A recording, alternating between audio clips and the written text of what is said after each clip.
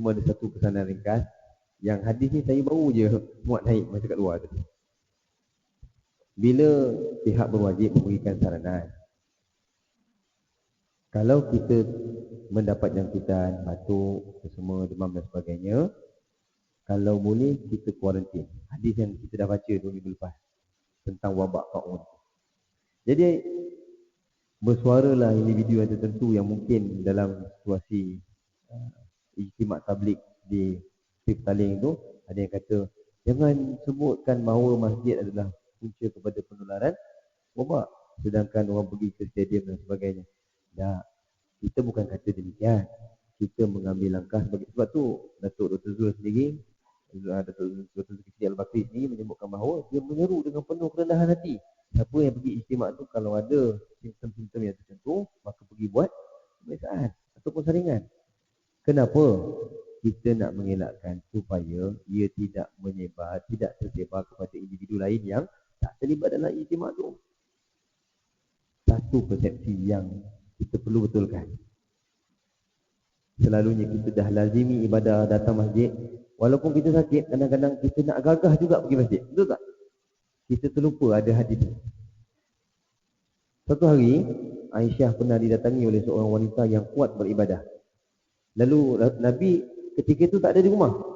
Jadi bila Nabi balik, wanita yang datang jumpa Aisyah tadi cerita, dia siam malam, kekuatan ibadah dia begini.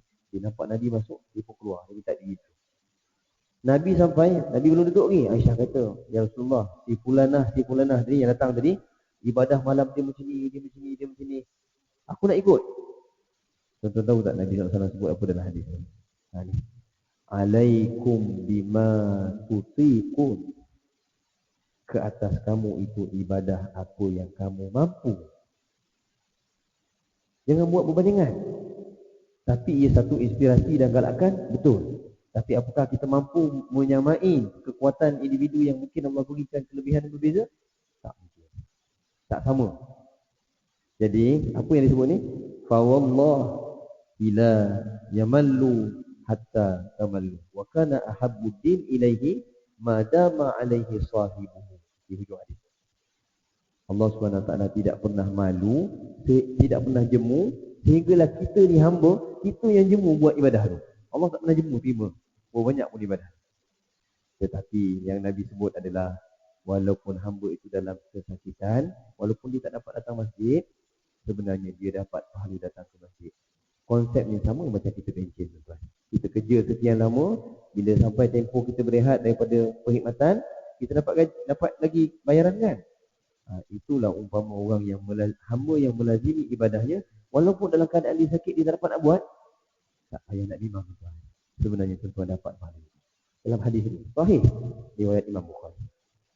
Jadi dengan penuh kerendahan hati saya menyeru, kalau ada simptom, kita demam dan sebagainya, jangan kita rasa tergilas, ya Allah, yang pergi aku tak pergi masjid. Kalau kita pergi mungkin menyebabkan jangkitan yang berlaku daripada diri kita sendiri, sebenarnya kita telah melebarkan lagi penularan itu tanpa kita sedar. Lebih baik kita kuarantin sampai kita baik, baru kita pergi. Jadi yang Nabi pergi ziarah rumah yang sahabat yang tak datang sampai Nabi keluarkan ancaman, kalau boleh kita bakar rumah orang yang tak datang beli masjid.